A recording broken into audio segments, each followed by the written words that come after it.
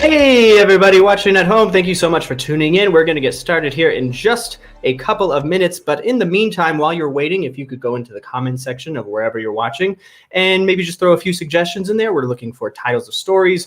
We need some multisyllabic words, objects, locations, topic you're interested in. It's all down on the little scrolly thing. So just read that. And the good news is you can put in as many suggestions as you want. We will be using as many as we can. So go ahead and do that, and we will be with you shortly.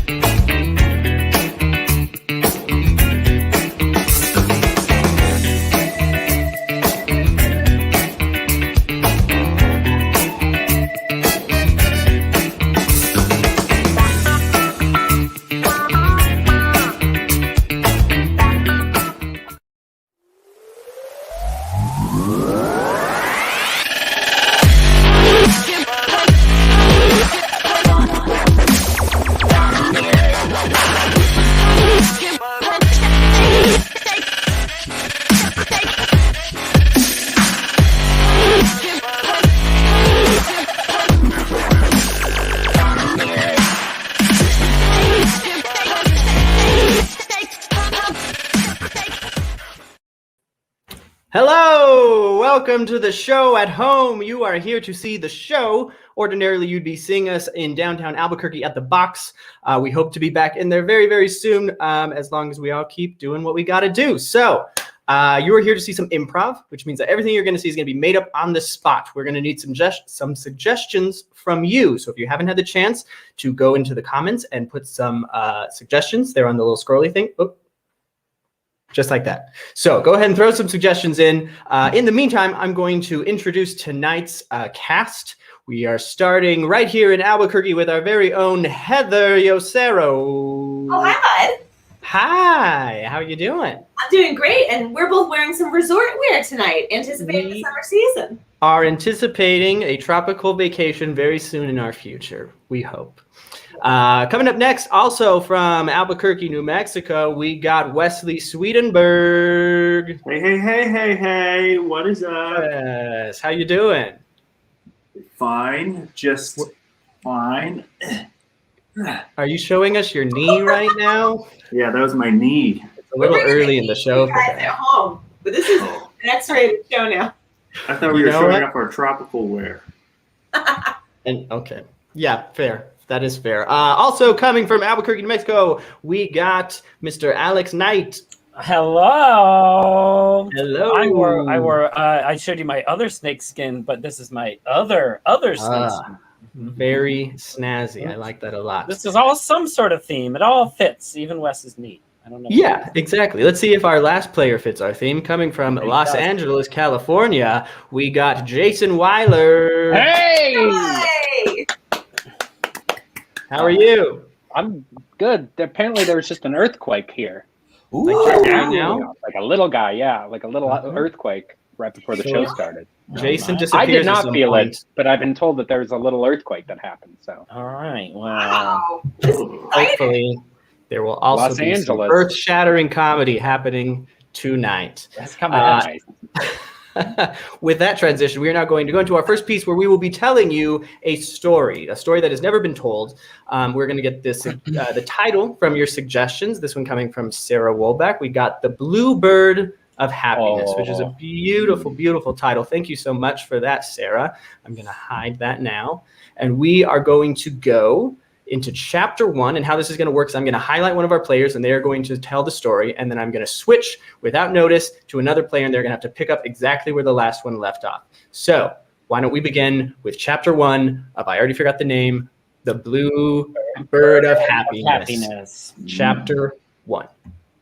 Petrie was the smallest bluebird in the nest. He had barely survived the winter. While the other bluebirds had gotten strong, eating grubs and other worms, Petrie had languished, barely surviving. But now, as the cold winter air subsided, Petrie looked up and he breathed in a clear, fresh breath of air for the first time, and he knew in his lungs that he could finally be the bird to fly. He was going to be the first one to fly. It was his only thing he could one-up the other birds on. He glanced over at his still sleeping brothers and sisters, still babies without feathers, but he extended his wing out, gazing at his small baby bird arm. He had 2 or 3 feathers and a bunch of weird pimply skin. He looked down, grabbed a piece of straw and took a big bite because that's all he was wanting to eat. He got up, he flapped those wings, and he jumped, and he flew for 15 seconds, and then he fell. He fell straight to the ground. That was it all. Oh, that's chapter 1 of The Bluebird of Happiness. Let's hope it picks up from there. Why don't we go ahead and skip ahead in the story to chapter 17. This is chapter 17. Petrie had been in rehabilitation for the past 6 weeks, and that is where he met Gloria, a beautiful robin with a large red breast and soft feathers all over her arms that she called wings. Robin looked at Petrie with a feeling that he had never experienced before. It was warmth, and it was hope. Hey, Petrie, she said to him, You've got a lot of stuff in your future. You've got a lot of potential, kiddo. You're always a go-getter. Petrie took another swig from his whiskey flask and he threw it against the wall. I'm sick and tired of trying. I'm not ever gonna be happy. I don't need you. I don't need this. I don't need any of it. He picked up a lighter and began lighting the curtains. The flames started to rise. And soon his whole entire room at the rehab was engulfed in flames. Robin, her red breast heaving, ran out of the room. Oh, he's gone. He's finally gone. Whoa. Oh, that was chapter 17 of The Bluebird of Happiness. I'm looking for the happiness here, people. Why don't we skip ahead to, let's say this is the last chapter of The Bluebird of Happiness. And just to make it more interesting, I'm going to throw an accent on top of that. So everyone telling the story is now going to have to perform in a Australian accent. That's what I feel like. Begin. All right. Petrie had gone 70 days without a snack. He'd been on a hunger strike for quite a while since they locked him up for burning down the entire rehabilitation center. He was languishing now, not in a nest, but in a cage of his own making. He was very hard up and he was really sad with himself. So he walked over to a local candy store, and there was an old man at the counter. Candy store, and the old man said, "What's put you down? I just can't find my happiness." And the old man said, "Oh, well, I was out on the bush for a long time, and I finally found my happiness by looking in to myself. And when I did, I found this chocolate Wonka bar. Now, not every one of them has a ticket in it, but some of them do. And I'm giving it to you there, Petrie." Oh, that was the last chapter of The Bluebird of Happiness.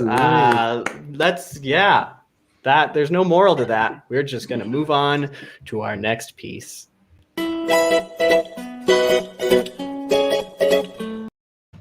All right, so during this next piece, I am going to go into the comments in just a moment and get a first line of dialogue that will begin our scene and a last line of dialogue. The improvisers will then have to tread that line in between those lines of dialogue and figure out how they're going to connect. So our first line of dialogue to get us started is going to be, "Hey day, Mayday." That's the opening line. Hey of there, dialogue. Mayday. Hey day, Mayday. And then our closing line of dialogue is going to be, "Chickadee breeder. Chickadee breeder." And to get you guys inspired, I think your suggestion is going to be delivery driver. And begin. Hey day, Mayday day. Finally, we're gonna get our paychecks. Here you go. And the rest of them. Thank over you. here. No problem.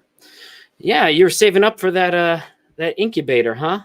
Yeah, I want to have some turtles. I'm gonna have some turtles. I'm a turtle guy. Like turtles. I've already got 17 and looking to get a few more.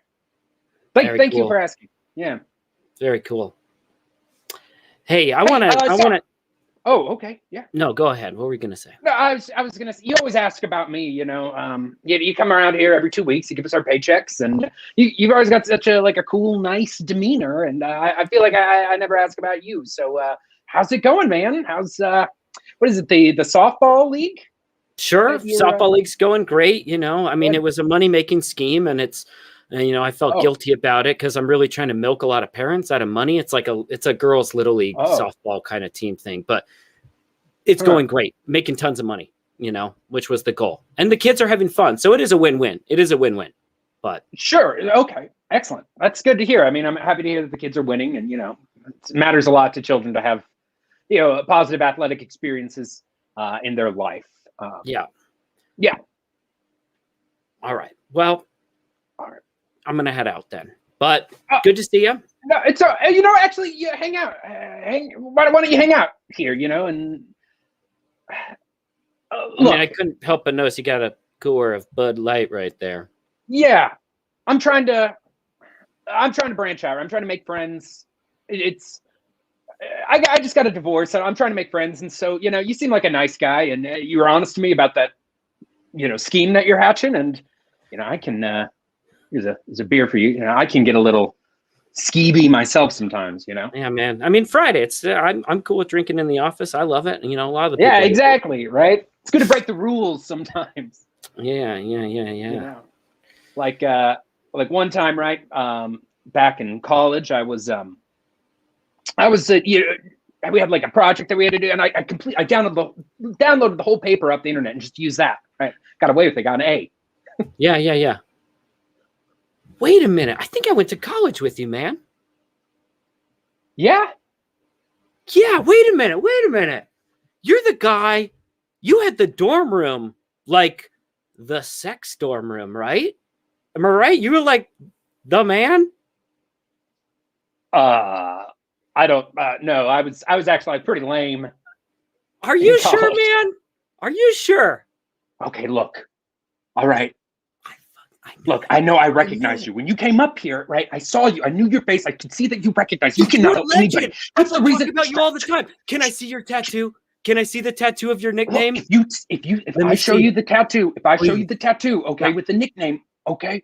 Right? Because I'm done with that chapter of my life. Okay. Sure, I moved on man. to turtles. I'll forget everything. I've moved on to turtles. Okay, I'm done. See. All right, but you cannot mention this. All right. You can read it out loud. Chickadee breeder.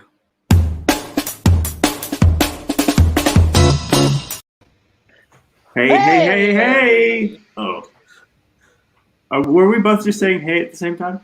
Yes. Okay. Jason's not I don't think. Jason, go Oh, away. I see. Okay. Look, I have a W. My last name is a W, and sometimes I see a W. We just all wanted to say hey at the same time. Okay, for this next improvised piece, each of our improvisers will have a word that they are trying to get the other one to guess. So how about Kevin, why don't you turn around, and Heather, let's get your word. So Heather's trying to get Kevin to guess this word. Sure. Okay, that is hidden now. Heather, would you please turn around? Kevin, okay. Kevin, your word is this word. Okay. All righty. The word is now hidden. Okay, and to get you two started, I'm going to give you a suggestion of, oh man, there's a lot of them. This is good. I like this. Midnight at the Morgue, whatever that means to you. Okay. What's that? I don't, forget that. Okay. Are you sure we should be in here right now? No, we definitely shouldn't be. No one's allowed in here after hours, especially not when you're just an intern. Oh my God. I think you're a cool guy. I wasn't like trying to challenge you into like impressing me on our date or anything. Oh no, I mean, I knew you weren't trying to get me to do that, but I want to do that. I want to impress you. I mean, so like, can we look at the bodies? Is that? Yeah. Is that too much? No, that's what we're here to do. Here, put on gloves though. Oh, okay. Okay, so we'll start off just kind of nice and easy. We'll go into the drawers. So this is Mr. Johansson. I'm gonna pull out of the drawer here. Oh my God. Oh wow. Okay. So he's already been embalmed, but we haven't put on any of the makeup yet. He looks really rough. He must have had a really painful end. Yeah. He was on vacation in Egypt, and I don't know exactly what happened, but I saw Egypt on his paperwork. Just go ahead and put Mr. Johansson away here. Yeah, God. I mean, this is so interesting. Like, you must just, day after day, you're dealing with bodies. It's almost like you're on a TV show or something. Yeah, no, I do feel like that. Sometimes I'm on a TV show, like a CSI or like a Numbers. Like I don't use any numbers, but I think a lot about that show. I'm like a crime scene investigator. You're like that one girl with the hair. Yes. You know what? That one, yeah. That's exactly it. I'm so glad that you picked up on that. I consciously style myself like her from CSI. God, I'm so lame. No. Every day is the same for me. It's like just one monotonous thing after the other, and your life is so cool. No, it's not. It gets monotonous too. We're all in our own different cycles, our own different routines. And I think just like having an awareness of that helps. Look, this guy, let me show you this guy, okay, real quick. So this is Scott, no last name. And his eyes are wide open. Yeah. So what is interesting about him is his eyes have to stay open because we're actually going to paint him a visage of him outside of his coffin, and kind of shape it to be sort of in the shape of Scott. Like he's like a pharaoh or something. Exactly. He's like a pharaoh, so we want to make his end, be. Can we put him away? He's really freaking me out. I'm sorry. I'm just a little squeamish. Oh, no problem. I just put him away. We want to cover up all of those skin blemishes he has too, Oh yeah, I saw a lot of like scars on his body. Exactly so. Oh my gosh. I have to say it's so exciting that like you lead this life. It's so like risky, and you're around all these bodies. And like, what if you have like an allergic reaction to one of them? Do you have like some sort of medication in case like you have a really severe reaction? I actually, this is a funny story. I am super, super allergic to formaldehyde. Oh my God. And you're a mortician. Yeah, and people always said that was going to be an impediment to my career, but I just keep this little EpiPen. Oh, good. I was hoping you were going to say that. Yeah, and then then I find that it makes it, so even if I do have a big allergic reaction, it doesn't like ruin my whole day. It's just sort of like an episode, like an episodic part of my day is really how I think about it. Hey, I mean, I feel like this is going really well. Do you want to maybe go make out in the sarcophagus? I do.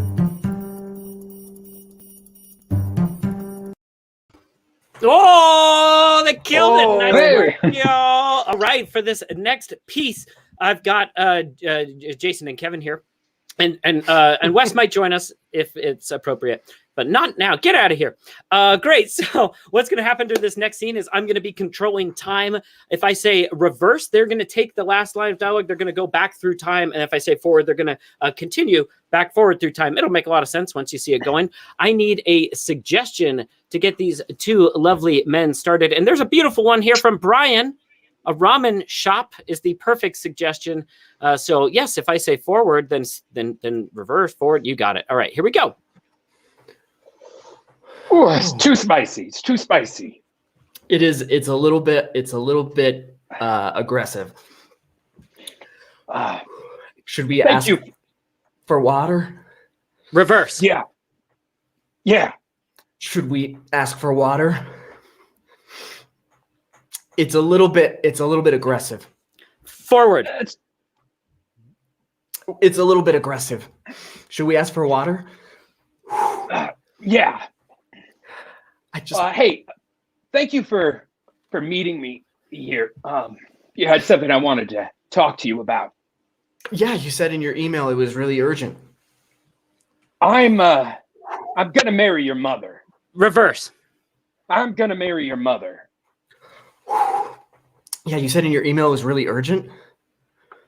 Thank you for meeting me here. Should we ask for water? It's a little aggressive. Too spicy. Too spicy. Forward. Too spicy. Too spicy. Reverse. So, Too spicy. Too spicy. Forward. Too spicy. Too spicy. yeah, it's a little aggressive. Should we ask for water? Yeah. Hey, thank you for meeting me here. Yeah, you said in your email it was really urgent. I'm gonna marry your mother. What the fuck? That's right, sweetie. Mom, what are you Getting doing married. here? Reverse. That's right. That's Mom, right. what are you doing here? That's right, sweetie. We're getting married. What the fuck? I'm gonna marry your mother. Yeah, you said it was really urgent in Forward. the email. Slow Yeah, you mo. said it was really urgent in the email. I'm gonna marry your mother. What the fuck? That's right, sweetie. We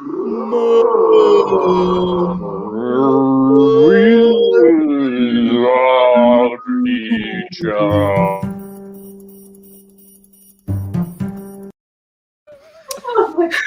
All right, for this next piece, our improvisers are going to be performing a scene as scenes go, except there is a catch.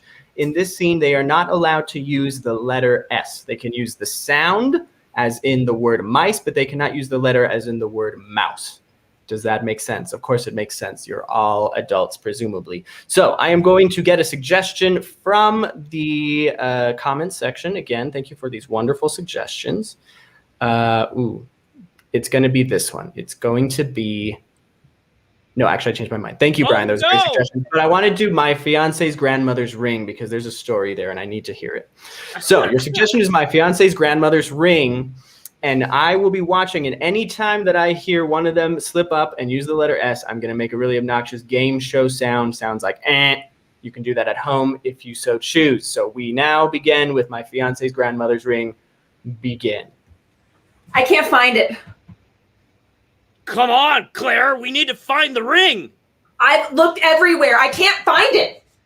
I can't marry a woman that can't hang on to the ring that I care about. Can you that I care about. Can you watch your tone?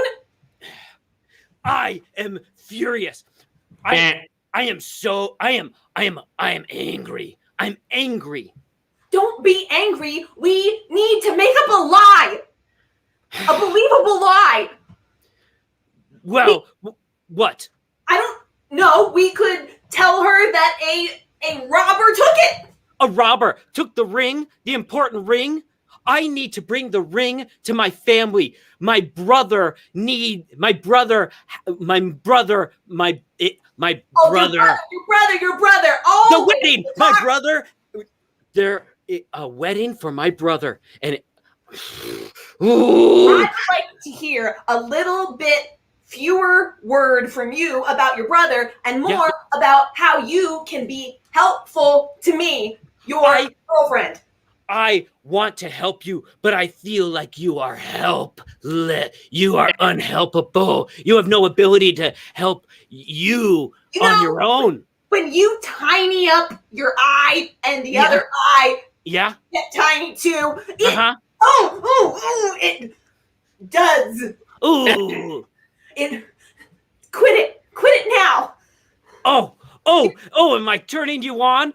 You're getting me all hot. You always get all turned on when you are in trouble, and I know it. You are you have a fancy dance. You have a fancy dance. You do. All right. Ooh. There are a lot of S's in words that you don't think about. All right, during this next piece, some of our improvisers are not going to be able to talk, and the other improvisers will have to provide all of their words for them. So I will ask our two improvisers who are going to be our voices to turn their cameras off now. They will be voices. Perfect, just like that. Great. And so to get these guys started, I am going to pull up another of your fabulous suggestions. It's this one from our dear friend Steve. Old person hobbies, and whenever you. That's a 15 on the shuffleboard there, Bill. Bill. Bill, I'm talking to you. Why are you not responding to me as I talk to you? Bill, if you are giving me the silent treatment again, I'm so sorry. Let me put my hearing aid in. This is why I don't play shuffleboard with you anymore, Bill, because you're really losing it. I'm sorry. It's the technology. I was muted or you were muted in my ears, but it's all better now. I can hear you talk. At this point in time, we should all know how the mute works. I mean, it's been a long time, but it's your turn. I figured it out. I'm shuffling now. Calm down. You seem like these last few weeks you've been in such a hurry, talking so fast and running around the cafeteria with your feet. It's just my kids came last week and they told me they can't afford to keep me in this home anymore. They're moving me to a different home, a worse home with no shuffleboard. Oh God. Wait, squeak. Oh God, no. Dear, look, I'm going with you. I don't want you to see me cry. I'm crying. I'm going with you. And here, take my ancient handkerchief and let me dab those tears away, Milford. Come here. Bill, if you would dab my tears for me. It's something my wife used to do before she passed, and I've never met someone who reminded me so much of her as you, Bill. Well, I would agree that you remind me of my beautiful wife as well, who I miss every day, and that's why I'm going with you. Where are we going? Is it a terrible place? Is it Arroyo del Oso? Is it Mesa? It's Bear Canyon. Oh dear. It's that bad. We're going to Bear Canyon, and I mean, I can't ask you to come with me, Bill. That's asking too much. That's a trailer park, retirement home. It is. It's only the worst of the worst go there, and it would be as if I were asking you to follow me into battle. It's a literal battle to survive. Do you think it's at all like when Frodo asked Sam to carry the ring? I was thinking that same thing. Because right here is your old wedding ring, and what if I picked it up here and I carry it symbolically for you, and here you take my wedding ring. I do not deny that my heart has greatly desired this, Bill.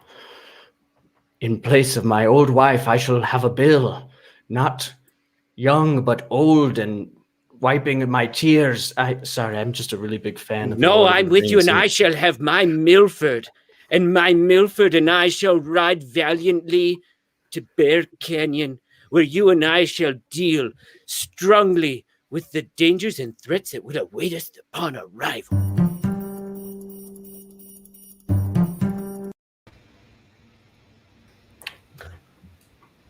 I forgot the technology, but we figured it out. Thanks for helping me, guys.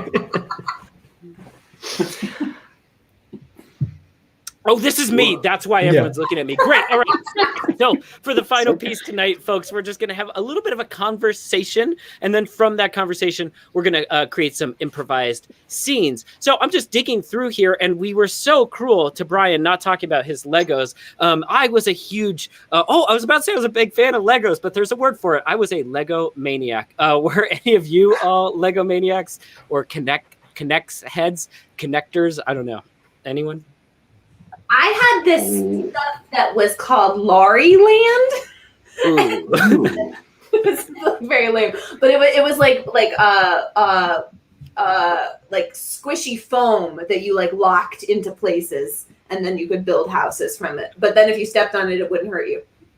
Like Floam? It was it like Floam? Nickelodeon's Floam? No, it was much harder. It was like pieces of playground. Yes, exactly, Bruce. Bruce is so fast. Oh yeah. I know that stuff. Ah, Very cool. I've never heard of that. It's amazing. You just nostalgia bombed her.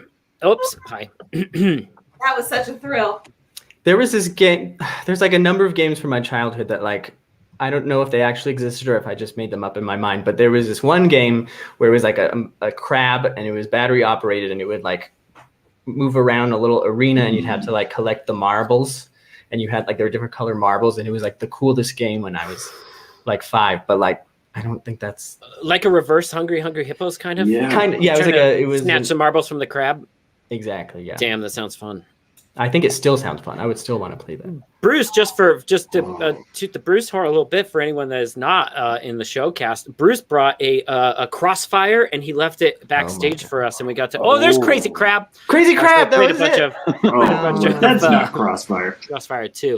No, that looks like a very soft, gentle crossfire. Yeah. I love Crossfire. That was really cool of Bruce to bring that for us.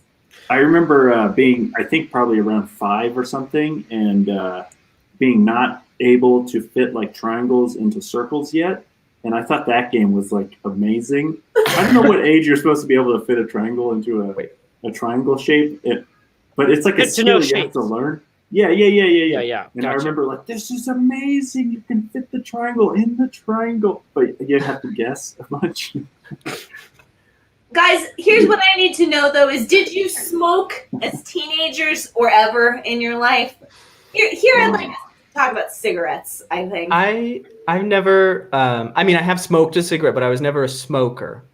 But when I was like 17 and I worked at the movie theater, I had this friend who worked there named Kyle, and Kyle was like a huge pothead. And I remember once we were on our lunch break, and we went to Taco Bell, and he was really high, and I was like really like freaking out because I thought we were going to get pulled over and I was going to get in trouble for being in a car with a high person. So Kyle, I hope you're doing okay. I'm sure Kyle's doing fine. I did not smoke. I didn't do like anything. I thought for some reason, like when I was like a freshman, I had like an uncle who was like, I'll give you, I think it was like $200 to like not take a drink of alcohol or smoke anything.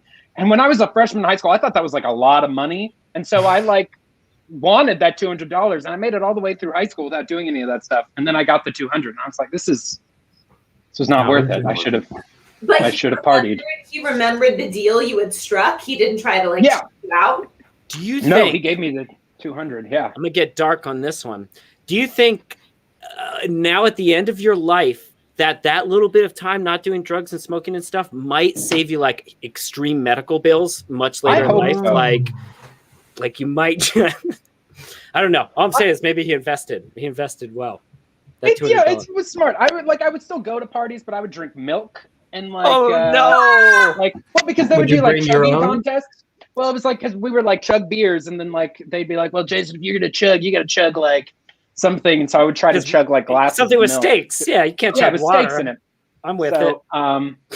It's kid a lot logic. I think most people know this story, but I feel compelled to bring it up. whenever it presents itself in conversation. But I will just always recall the time that our dear friend Patrick Gosier, a veteran member of the show, decided to drink as much eggnog as he could for a show. That was really gross. Did it come out his nose? I think he kept it all in, but I don't think he felt Okay. like his live best during performance. It's not a good idea. It wasn't good for anyone. Like, that eggnog could have been distributed among many other people. Oh, what's Bruce showing? Oh, yes. Oh, it's I thought it was Patrick. going to be eggnog. Just so we know, this is what eggnog is. That's what as a person, that's what it would look like. Just real quick, I want to point out that this is a sentence that can be interpreted two ways. Did anyone feel like they peaked when they were younger? Anyone feel like they peaked? Anyone feel like they were a smoking teenager at some point in their lives? Oh, definitely not. I'm doing improv in my 30s, so No one here was a No one smoking was cool in teenager. high school. All right, That's fair why we're all enough. here. Fair enough. Yes, we're much more of the topography genre of people than the smoking teenagers. When I was, this is how uncool I was. When in high school, me and my buddy Jeff used to play a game called Applied Topography, where we would just drive around the freeway and then which of the exit ramps was most extreme, and that was Applied Topography. What do you mean most extreme? Like just like cars trying to get over? No, I think like angle and speed and. I see. there All right. weren't that many good ones. Should we I did some used to improv? do that. Like that was something. That's how I got risky in high school. It's like I drove like way too fast. I had a van. I like inherited the family van because I was the youngest, so all the kids were gone. So I had like the old like broken down family van that could actually like really haul ass. It could go The very Honda fast. Odyssey doing Yeah, donuts in the parking lot. yeah, the Chevy Astro that would like I would like regularly like take it up to like 110 on the freeway, and it was Watch out. not smart. Whoa. Here comes the milkman. You know, Fast Van is a much unappreciated hit by.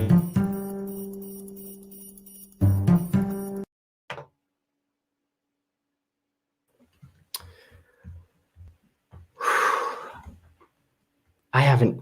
Sorry, just that brought back a lot of memories, and I'm. Yeah, you zoned out there. You know, I took the van up to like 100, and you just haven't talked in like a half hour now. I'm sorry. I haven't been to that Wendy's, that exact Wendy's, since I was in high school, and I just a lot of shit went down in that parking lot. That's Oh my god. Oh honey, yeah. that's the Wendy's you used to work at. I didn't want you to know that. I didn't want you to know that I was once. Oh god, it had nothing to do with the speed of the van. You were just still at that Wendy's. I'm Right. So sorry. I mean, speed did factor into it. You know, I was experimenting a lot in those days, different substances. And, Speed? well, I mean, you know, it was high school. I wanted to be cool. I wanted to. High school? Cool? Roger, I knew you weren't going to understand this. I'm sorry. I knew you were gonna have a problem sorry with this. I Why I went to kept a little private school baby here. I'm sorry. All of this is just Okay. really distressing to hear, you know? Well, It's- I dropped out at 13. I got a job at Wendy's. I was I the knew shift that. manager by 15, and I started dealing speed out of the drive-through window. And it was oh just, my god, I I really didn't went. know any of that. Well, I didn't want you to know. I didn't think you would, marry me if you knew about my sordid past. That's what that tattoo means? I love speed. I love speed. I I told thought you it it was- was about the Keanu Reeves movie, but I mean, I do love Speed, the movie, but Are any of your Keanu Reeves tattoos real? no. Are they all? Is the Matrix? Is that about the Matrix, or is that about something else too? I don't want to talk about what the Matrix tattoo is. Are you about. kidding me? What is that's that? A really sex dark period. thing you were in? What It is was that? I after Wendy's, I worked at a sex shop. Wait, the was- Matrix? The sex shop, The the Matrix. Matrix in Atlanta City? The one that was shut down. The place that got shut down? Yeah, I was Oh I my was god. I was known by Trinity. It was a reference to something I used to do for some, I don't want to talk about why I was Oh called my Trinity. god. I can guess why you were called Trinity. I've seen you naked. Yep. Oh my gosh. Anyway, if you wanna just pull this van over, if you wanna just kick me out right now and tell me to just No, Just I don't. I go want back to to hear the more. Matrix. I want to hear more about you. I want to hear more about you because I feel like you've been a little geode and I just broke you open and there's an ammonite inside and it's beautiful. And it's scary and it's beautiful. Roger, it's funny that you bring up rocks.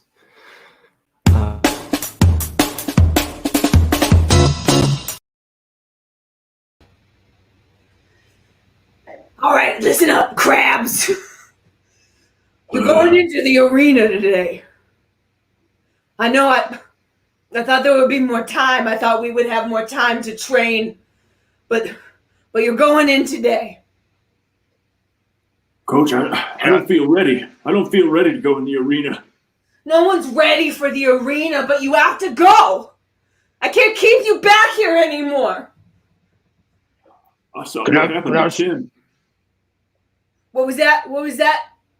Horby? I was going to say, can I say something? Yeah, Horby, I want you to say something because God knows you might not have time later. Well, I think Lamar was also going to say, I also saw what happened to Timmy, and I saw that, he went in there and they like plucked his arms right off, and then they gouged out his eyeballs and they cracked him open. Listen to me, Horby. They dipped his insides in butter. Horby, you listen to me, and Lamar, you listen up good too. You're no Tim. You're no Tim. Okay, I've trained a lot of crabs to go into the arena, and Tim didn't have what it takes. He was a pretty boy from an elite family. He thought he had what it took because he trained at an elite gym, but he didn't have the heart, and he didn't have the reach. Horby, I've seen you the way you reach around. That reach is strong, and it's gonna help you in the arena. And Lamar, I've seen how angry you get when Horby takes your dinner, and I need you to bring that same energy into the arena.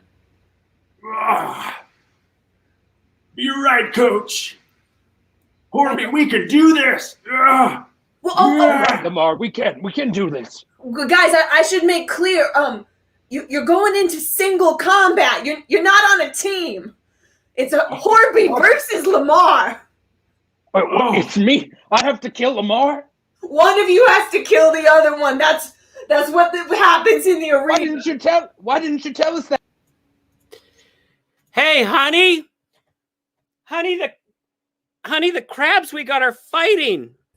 What? The dinner crabs are fighting. Look at them. Oh, that's kind of cute, actually. I don't know. I don't know if I want to eat them now. And look at this little cockroach is kind of cheering them on or something.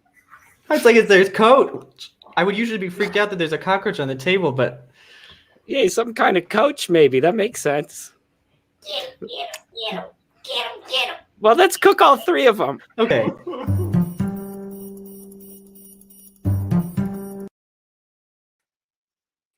Hey, you remember Kool-Aid? Yeah, I remember Kool-Aid, of course.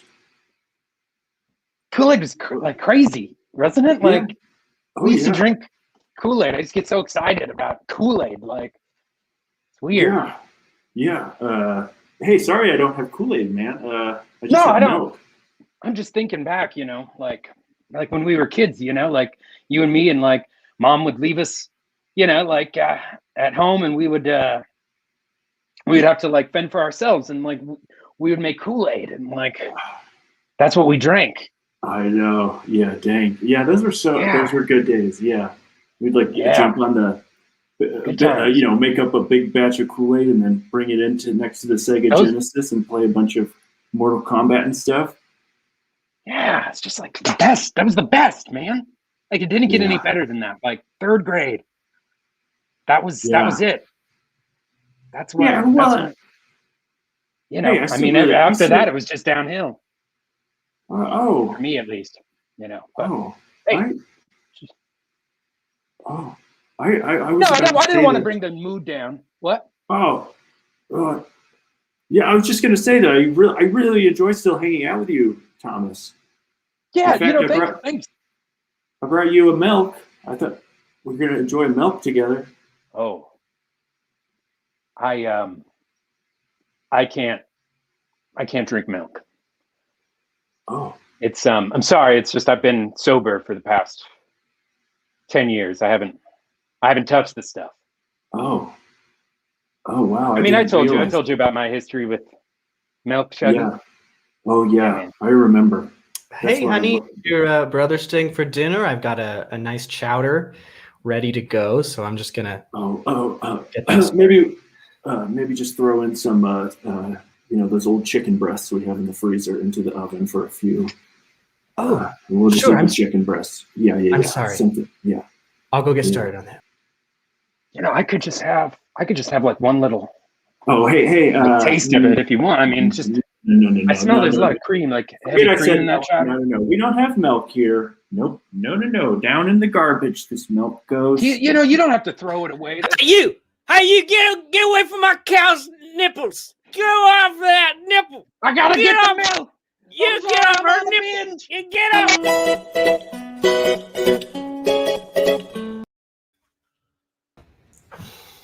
Oh God, I love working at the movie theater. This is the sweetest gig It's anyone. the best job. You just get to watch movies all day. Best job I ever had. Eat popcorn. I take trash bags full of popcorn home. Smell my wrists. That's Is that butter. That's just butter. Melted butter. It's so good. So good here. It's So nice. It's good. Other people like. Do you know Paul? Paul left. Paul just left. He had his last shift last week. He's going to college. Yeah, Isn't that wild? that's crazy. Why would you leave this? I mean, I get it. Like possibilities and stuff, but like, even if you made it out of here, you became a goddamn doctor, made $1 billion, lived in a dream house. It's still not working at the movie theater. Well, and look, even if you became a Formula One race car driver and you were having adrenaline pumping through your veins every day and you were being cheered on by crowds, you still would have to pay full price. $12 to see a movie about a race car driver just like me. Bullshit. So Idiots. I know. I mean, I get it. I mean, yeah. I think about what it's like to see the sunshine while you're working, right? Sure. That. I get the appeal.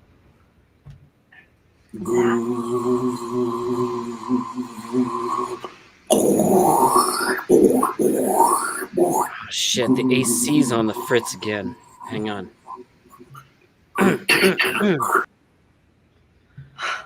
That solved itself pretty easily. Yeah, the AC's been breaking a bit. Even the problems we have at the movie theater, aren't that bad of a problem. They're not that bad. They're not that bad. Nothing's really bad here. It's golden. It's gravy. This place is a golden gravy sauce pouring out all over it. Hey, guys, a kid threw up in Theater 12, so I'm going to need one of you to get the chemicals that turn it into solid and then sweep it up when you get a chance. That's literally the first time I heard about that. It's a real thing. We went over this in training. Oh, shit. I guess I was just so overwhelmed with my love of the movies, I wasn't thinking. This reminds you that life is full of yins and yangs. For every door that opens, the window shuts. For every... Hey, sorry. The air conditioner does not seem to be working. It's very hot. I come to the movies in the summertime to really cool off. So I'm okay. Now Looks look, like a buddy. kid threw up in the AC, so I'm going to need one of you to clear that out. Okay. Look, buddy. I'm sorry that the AC vomit is is not also- working well enough for you. He gets paid minimum wage. This guy barely works to circulate the air around. Not only that, but kids throw up in him. Okay. So we might think we have a dream job sometimes. That's the smell. Oh, what are you? Some sort of Formula One race car driver, a doctor or something? Are you talking to me or the air conditioner? What? No, you're I'm an air conditioner. The air conditioner's talking now. I was trying to make a joke and the air conditioner's talking now, so I guess nobody's job is a dream job.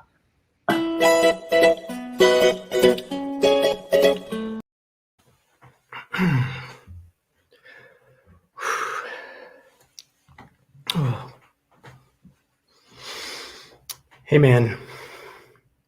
Pretty wild night last night. Yeah, that was crazy. Yeah. You see Chickadee Breeder? That guy was nuts. I haven't thought about that guy since college. I can't. Like, believe it. what is he even up to now? I don't know. That was like a magnet, though. We go downtown and we drink, which we never do. We And never suddenly, do. Chickadee breeders there. Oh my god! It's like he can sense it, you know? It's like we order a couple of eggnogs, sit down at our table, and blast from the past. Hey, somebody say eggnog? Oh my god! God damn it! Forgot All he these stayed old over. people. Yeah, that also. But I'm sick of all these old people from Oso Canyon or whatever, Bear Canyon, coming in here. You know, it's a real rough retirement community. So I feel bad. I tell some of them, you can come. All right, You hey can come man, sleep on the couch. You can have my milk here. Thanks, man. I'm just mixing this stuff. Eggnog, heavy cream, whipping cream, buttercream, Hey, Chickadee, eggnog. you doing okay? It seems like you've kind of I'm gone down a doing little bit of a. the best I've ever been in my life. This is as good as it gets. I used to think it was the third grade, but now I'm thinking 37. You're working Hey, at the man. movie theater? Oh yeah, man, it's a great job.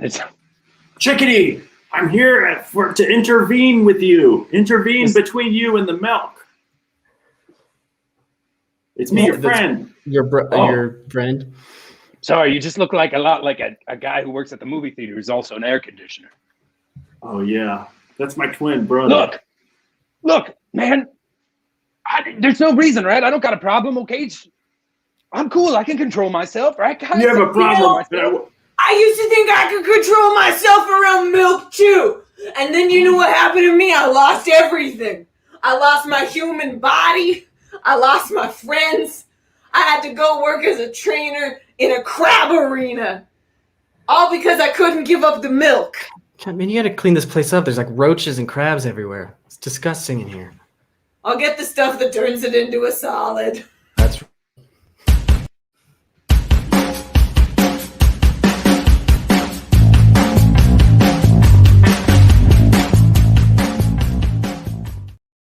Oh, that's it for us for today. We all knew it was the place to end, and we were all trying to end the show. That's technical. That's what happens when all of us hit the end of the show button at the same time.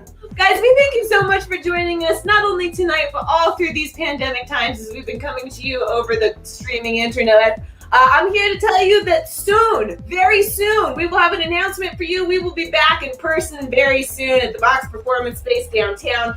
So please like us on the Box on Facebook and subscribe on YouTube so that way you can keep up to date and get to know it the very second we'll be back in person. We'd also like to thank, of course, our incredible Bruce Wong. And this is very important.